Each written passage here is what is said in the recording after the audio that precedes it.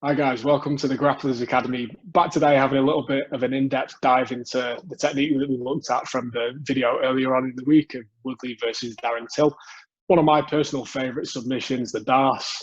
We're going to go over some common issues that you can have with it today in terms of finishing and just dealing with things that your opponent will do to try and escape or prevent you from getting it. What are your thoughts on the submission, mate? Because it's one of my personal favourites. I've been using it for a long time now. How do you kind of fit it into your game, and what are your thoughts on it? See, I really like it as well. I'm a head and arm choke kind of guy.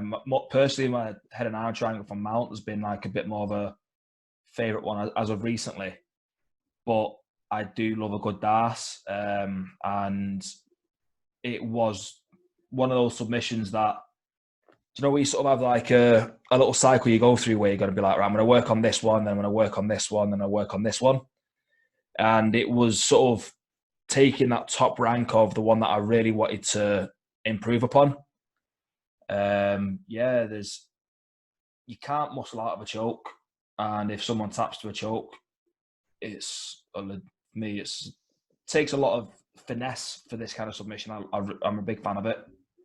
There's a couple of key components that need to happen before you can get to a finish on this sub, isn't it? But probably quite interestingly that we didn't discuss in the last episode is I feel like a DARS is a really good submission when you factor in MMA or striking. And maybe that's why we probably sort of favoured it or preferenced it over the years because of that MMA background as well. Maybe it's not one that full-on jits guys are maybe going to necessarily as a go-to submission because there is other options there. Yeah, no, I definitely agree with that. Like I say, with having that bit of a MMA training background, you kind of have a preference towards that top pressure game and staying heavy on top. And this submission kind of favors that. So yeah, it kind of makes sense now that you've put it in that way. As we saw as well from that Woodley Till fight, there's a lot of good option from striking from this position. Yeah, definitely. Some pretty brutal elbows coming in there. But for me, the DARS started to kind of develop off like wrestling defense, and oftentimes what you'll see in terms of like setting up a DARS, or what's a good option for setting up a DARS, is when people are overstretching and they're kind of trying to reach out to grab single legs because it opens up a really nice gap here for you to shoot your arm through. So if somebody's adamant that they're going to try and continue shooting a single or a double on you, especially if you've already sprawled and hit the floor, that's a perfect option to shoot the arm in under the armpit and start tightening up on the DARS. But for a couple of things that can go wrong from it, like the main thing once you've got into that position, I'd say, is dealing with your opponent's posture and trying to get your arm far enough through the way to start getting a bit of a bite on the armpit, because probably a common thing that you've seen as well is people are trying to start to back up and lengthen their spine out so that you can't get a good bite on the far side of the neck. Is that something that you've had to deal with? Yeah, it's like one of me like training partners, Chris Leeson. He's an absolute like annoyance when I'm trying to catch this on him, because he's got a great posture, and trying to break his posture while I'm trying to apply this is near impossible. So it's really one of those things where it's great to have a few sort of tools and little tricks in the bag to maybe try and break your opponent's posture.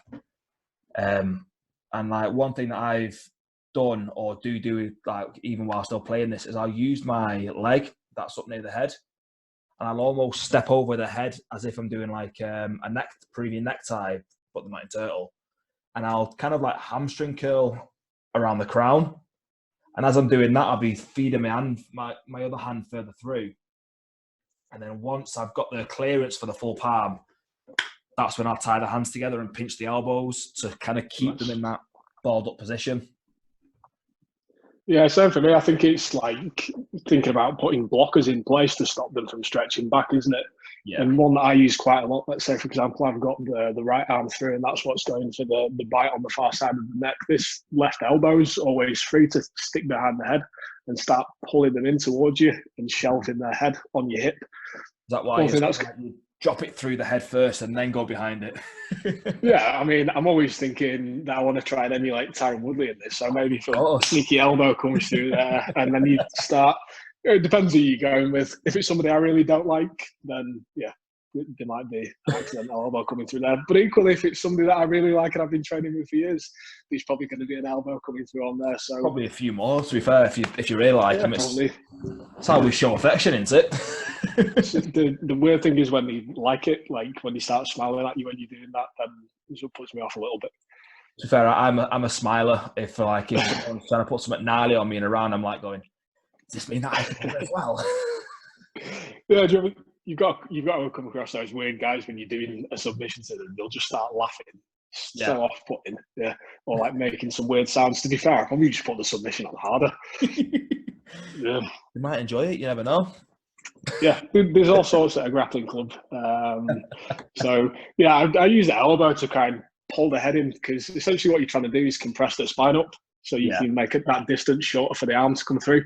And the more effective ways you can do that, obviously you've not got striking because it's just a jits match. You've not got any elbows that you can throw in there. It's blockers, isn't it? I think blockers is the main thing. So like we saw from that Woodley match, you can also use the floor as a blocker. Yeah, by rotating your opponent's position, because if they're completely side on, which is kind of the textbook way of setting up the DARS and probably the way that I use most often as well, it's really easy if you can drop your shoulder to send that arm through. But yeah, quite often your opponent's just going to start backing up and trying to extend the head out. So turning them slightly to get the floor as a blocker limits their movement, doesn't it? Yeah. So I always imagine that I'm like that when I'm trying to reach my arm through and dropping that shoulder under. It's kind of like when you're a kid and you're playing football on the street and the ball goes under a car. It's kind of like almost trying to reach under the car to knock your ball through. But like with that as well, I've noticed, especially like when I come against like opponents in my weight division, is my arms tend to be that little bit shorter. We kind of touched on it a little bit in the last episode.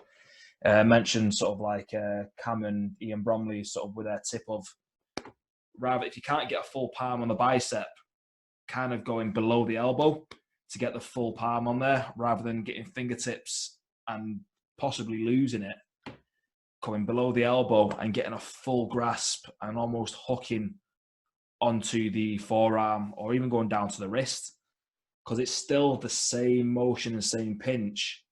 It's just going to be a bigger distance to squeeze. But when I kind of got that little tip and training cue, that massively helps with my percentages with my DAR strokes as well. Yeah, so another nice tip on that as well is if you're struggling to get the hand all the way through, you can always grab your own wrist or grab your own hand and rotate to pull through, can't you? Much in the same way that you'd use to kind of tighten up on a head and arm triangle. You can grab your own wrist and pull it through as you drop your shoulder through. And then that brings that elbow right in line with where the face and chin is going to be. So getting that initial good compression on. So yeah, if anybody's kind of struggling with that, grabbing your own wrist and pulling it through with the free hand is going to be a great way to then just slide into position to secure that sub up. And then if all worst comes to worst, I've got a variant that I call the meathead variation. And you essentially, once you've got you through, you get the old gable grip and you just bicep curl up into your chest. I'm sure that works as well. I'm sure that'll get a good tap. Yeah. Like what other common things would you say are difficult to deal with when you're trying to set up a DARS? You know what? I found sometimes when it's coming to the actual finish, a lot of people kind of almost make the mistake of sprawling their hips backwards as opposed to keeping their weight through their chest and through their opponent's shoulder. They kind of let the weight sink backwards, just giving their opponent the space that they kind of want to be able to breathe and get their arm back. And the way I've sort of done that is I've always sort of shown it and always sort of been taught it of keeping the knees sort of closer to the chest, or even, like I said, wrapping the legs up and trying to get them tilting backwards to almost like a 45-degree angle, like you said, with the blocker, and trying to get the downward pressure through the elbow and tricep and shoulder, as opposed to keeping them upright and letting the weight almost come backwards so there's nothing going through the neck and shoulder. Yeah, I suppose it depends if you can get enough downward pressure with your chest as you're sprawling your hips back, doesn't it? But I suppose that kind of touches on the two different styles of DARS that could be applied. One being more kind of neck crank heavy, and the Yeah. other one being a really tight blood choke. So I guess the mechanics of it would be slightly different in terms of which one you're going for from that point of view. But you touched on a really nice point there as well about wrapping your opponent's legs up. Now, what the main benefit of wrapping your opponent's legs up once you've already got that top part of the upper body part of the movement secured is it takes away their ability to run away. Because like we talked about before, essentially what we're looking to do is compress that space up and get it nice and tight, isn't it? So if your opponent's legs are free, they can start running away and straightening their torso out, therefore straightening their spine out. So sometimes, and especially if you're trying to set it up from a half guard position, keeping that wrap on the legs is quite important because it helps you keep that compression as well, doesn't it? Yeah, no, definitely. Like pinning the hips, I think in most sort of submissions is quite important, but for this one, it almost adds to that claustrophobic effect of this submission as well. Like not only is your sort of neck being compressed and you're sort of almost struggling to breathe, but you're being folded in half, and it's a very claustrophobic position to be in. So tying the legs up and pulling the hips closer to the chin sort of almost adds to that finishing effect of the choke as well. Definitely, yeah. It's a really tight position, and the smaller you can make that space, the better, really. Yeah. I think the bit that you touched on as well before was the dropping to the side, just like what Tyron Woodley did with this match that we looked at. There's a few other players that do it well. Another one that sort of comes to mind is Gary Tonin. Does this really well. And like I said, what I like about it is it adds almost another element to the submission. Takes it from just being a compressive submission to a bit more of a discomfort on the neck, which will almost urge your opponent to tap that little bit sooner.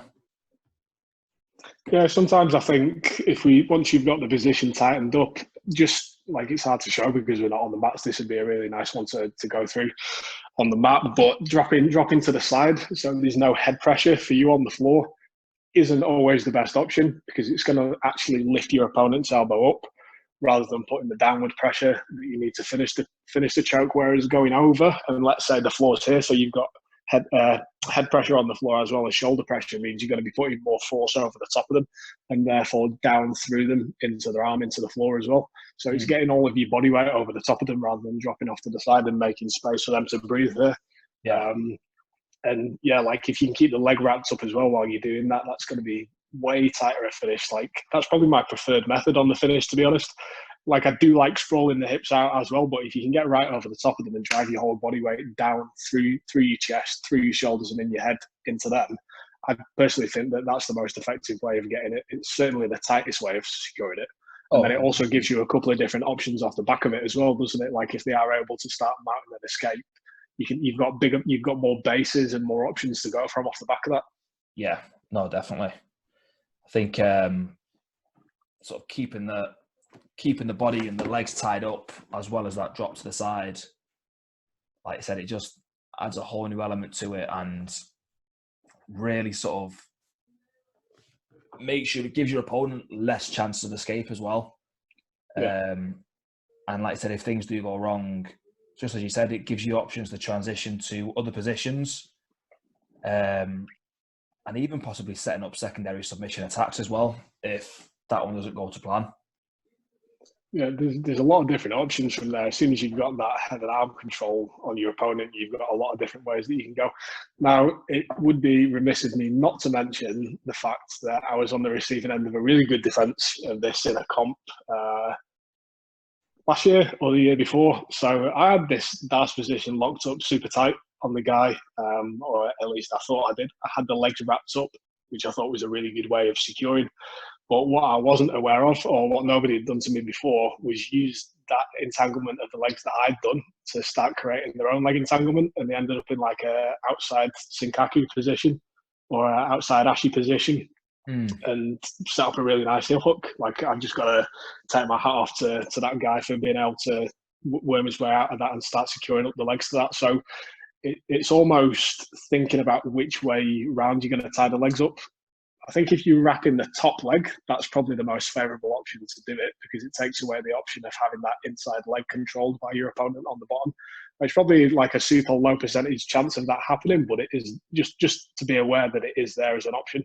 Like it was highlighted to me in competition. I wish I'd seen it in the training room beforehand, but one of those things. Yes, as long as one of them, it's having the awareness of the things that can go wrong with the attacks as well. Because with every submission, there's going to be a counter, and with every counter, there's another counter, and it's an endless chain of counter attacks essentially.